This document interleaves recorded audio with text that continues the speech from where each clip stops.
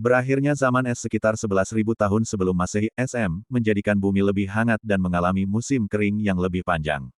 Kondisi ini menguntungkan bagi perkembangan tanaman semusim, yang dalam waktu relatif singkat memberikan hasil dan biji atau umbinya dapat disimpan sehingga kegiatan perburuan dan peramuan tidak perlu dilakukan setiap saat. Pertanian pada zaman Romawi berkembang dengan berdasarkan praktik pertanian yang telah ditemukan oleh bangsa Sumeria yang ditransfer melalui tuntunan kebudayaan. Pertanian bangsa Romawi memiliki fokus utama sebagai perdagangan dan ekspor.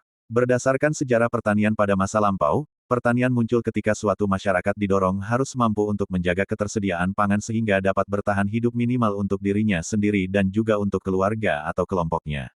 Pertanian memaksa suatu kelompok orang untuk menetap di suatu tempat dan dengan demikian mendorong munculnya peradaban. Seiring berjalannya waktu, terjadi perubahan peradaban dalam sistem kepercayaan, pengembangan alat-alat pendukung kehidupan, dan juga kesenian akibat diadopsinya beragam teknologi pertanian dari yang sangat sederhana hingga modern di era revolusi industri 4.0 saat ini.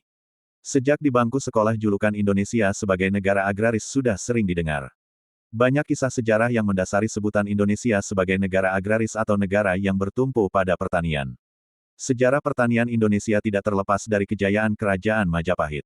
Kerajaan yang beribu kota di Trowulan ini berada di wilayah aliran Sungai Brantas, sungai kedua terbesar di Pulau Jawa.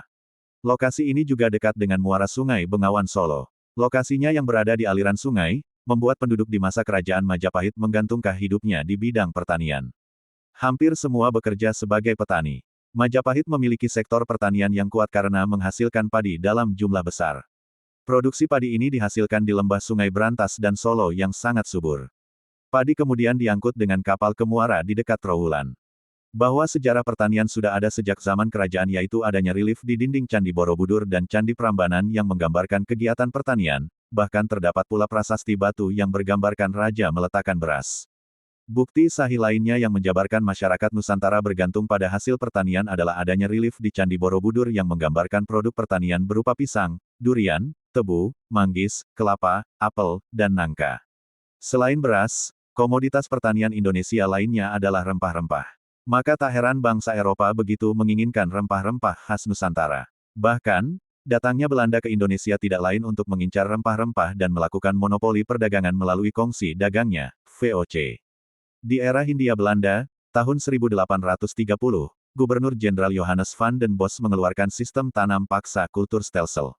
Ia mewajibkan setiap desa menyisihkan sebagian tanahnya, 20%, untuk ditanami komoditas ekspor, khususnya kopi, tebu, teh, dan tarum nila. Hasil tanaman ini akan dijual kepada pemerintah kolonial dengan harga yang sudah dipastikan dan hasil panen diserahkan kepada pemerintah kolonial.